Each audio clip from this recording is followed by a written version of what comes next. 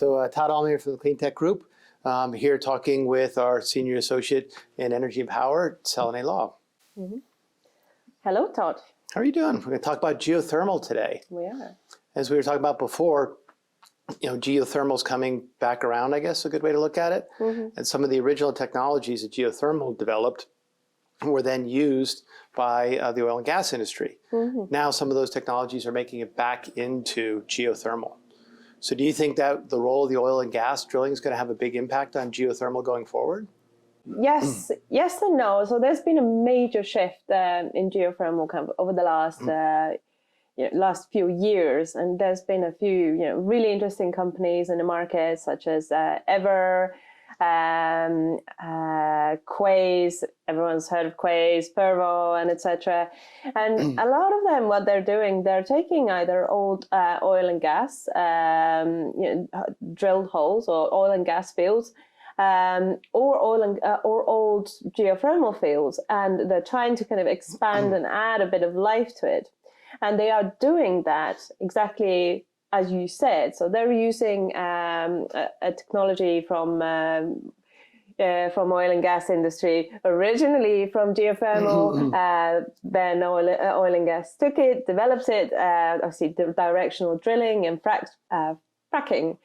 So fracking is effectively improving the permeability of a rock via kind of with a big shock, effectively. So that will allow more kind of fluids flow through rock, and that also kind of creates new reservoirs, which is important for geothermal. So oil and gas companies, they have all of this expertise. But they've been quite hesitant in entering the geothermal market, and mainly because what I'm hearing is that the returns have not been good enough for them, even though actually drilling costs are maybe 2/3 of the whole project cost for a geothermal project. So you could say that for oil and gas companies, it would be kind of it would make so much sense because they've already de-risked majority of the project cost. Mm-hmm. But yeah, so far, oil and gas companies have not been that interested. That's not to say it's the same for oil and gas service companies. So we've seen companies like Schlumberger, Baker Hughes, Halliburton, and they're all very active in drilling and actually also developing geothermal projects. And a lot of those geothermal projects have been the more traditional ones, like the geysers in California, Italy, I guess Mexico has some, Indonesia. What's the next step? Because we have these drilling technologies you talked about, horizontal drilling, directional drilling. That's going to lead to some new areas that can be tapped into. Yeah, so traditionally geothermal is found in areas with a really kind of sharp geothermal gradient, which is kind of close to tectonic plates. You mentioned in addition to that, there's also Iceland, there's Japan.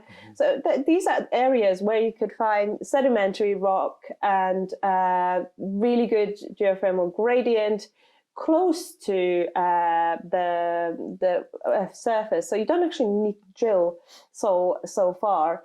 And yeah, so I mean, Indonesia, island nation, they need to move away from diesel fire generation. They need power. So for them, going for geothermal, if they've got the right geology, it is a no-brainer. And we've seen a major growth in Indonesia and Philippines also for geothermal. However, you get to areas that also desperately need power, such as Europe. And there is a theory that you could obviously get geothermal power from everywhere, but these are the areas where the geothermal gradient is very, very low.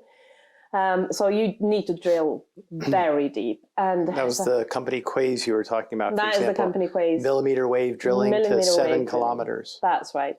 So yeah, they basically, they're called gyrotron. So basically they drill through sedimentary rock, which is like a soft rock, with just conventional drilling methods.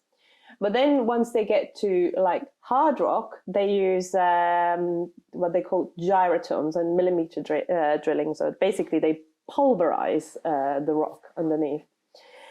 So you could argue that this kind of drilling activity and pulverizing the rock will increase seismicity, and that's always a problem with geothermal.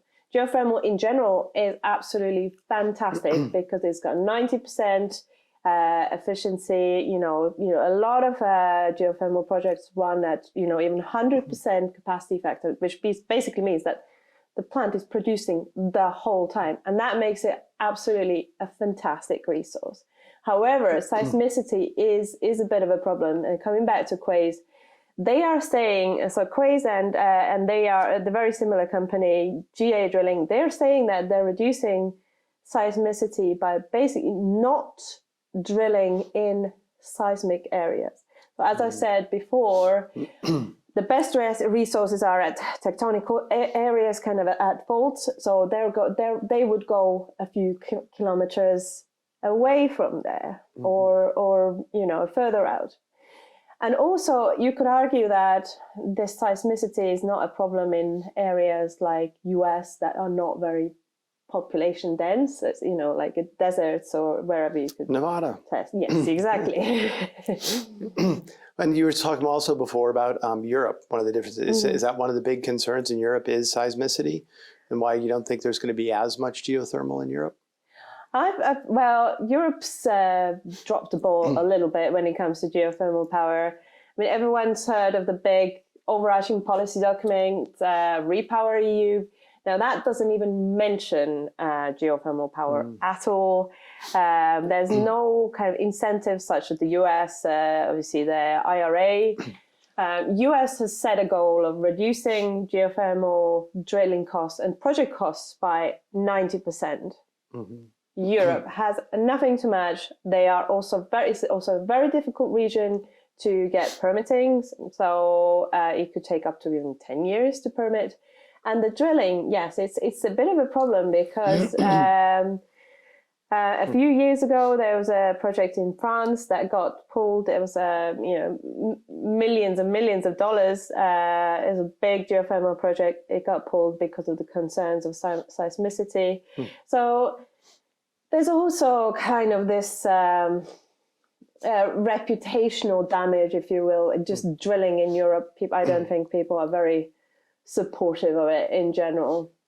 And as you said, there's no incentives there. So hydropower has been a while, solar, wind power, all growing. Where do you put geothermal sort of the next one? And then where do we see other new technologies like wave and tidal?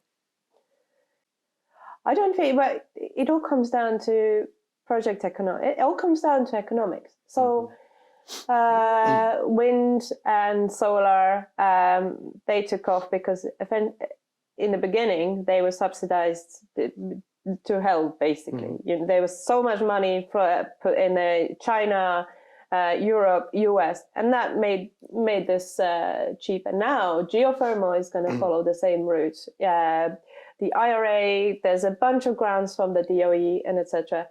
And that's going to make geothermal and hydrogen a lot cheaper. So wave and tidal are proven to work, but they are just a little bit too expensive yet. So they will take off only when there's a business model that will support them taking off.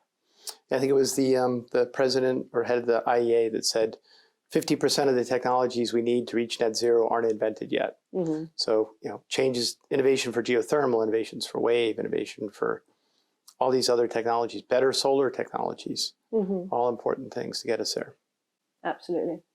Well, it's a great conversation. I'm sure we could talk about this for hours. We could have events on this.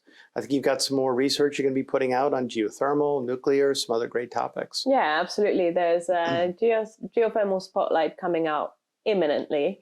And that will probably be followed by a spotlight on nuclear fusion, very hot topic at the moment, and thin film solar by our very talented research analysts. So if you want to know what's going on in the world of innovation and energy, reach out to Selene Law. Thank you very much. Thank you, Todd.